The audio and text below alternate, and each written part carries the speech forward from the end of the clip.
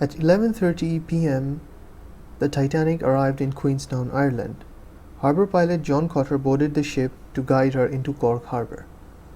However, the case here was a little different from Cherbourg. Here, they could dock the Titanic in the port, but the problem was it was going to take a lot of time.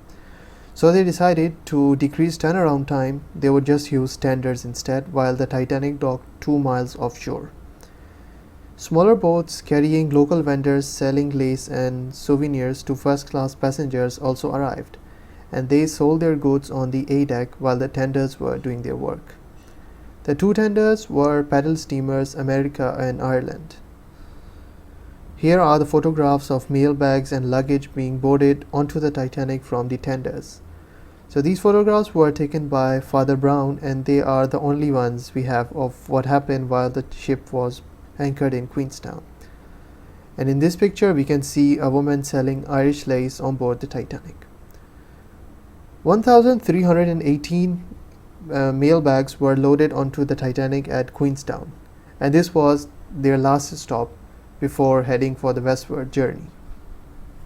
123 passengers boarded at Queenstown. Bulk of them were Irish migrants looking for a better life in the USA. And only 7 passengers disembarked, including Father Brown and the Odell family, both important sources of photographs. And there was also a fireman named John Coffey. He disembarked secretly by hiding amongst, or as some others say, inside mail bags, and then sneaking into the tenders. As a native of Queenstown, it is generally believed that he just used the Titanic as a free ride home because he was feeling homesick, although it is even possible that he did this because of the coal fire in a bunker which he feared might get worse later on in the voyage. But the truth is, he never really spoke about it and later joined the Cunard Line's Mauritania as a fireman. It was also in Queenstown that the last photographs of the Titanic were taken. So this photograph was taken by Jack Morrow, who was a soldier ashore. So when he saw the Titanic leaving, he quickly took this photograph. But today historians agree that this is not the last photograph. So which one is it? These are the photographs Father Brown took as he disembarked. And these aren't the last also. So in general, historians believe that the picture on the right, which was taken by Kate Odell as she disembarked, is the last photograph of the Titanic. Are there more? Well, we don't know. This is the only one that exists today, and it was taken moments after the Morrow photograph. But Father Brown, however, did take the last photographs of Captain Smith and the chief purser, both of whom were later lost in disaster. And in this photograph you can see Captain Smith looking down from the bridge wing. And then there are two other photos which might not have been taken by Father Brown but are worth sharing.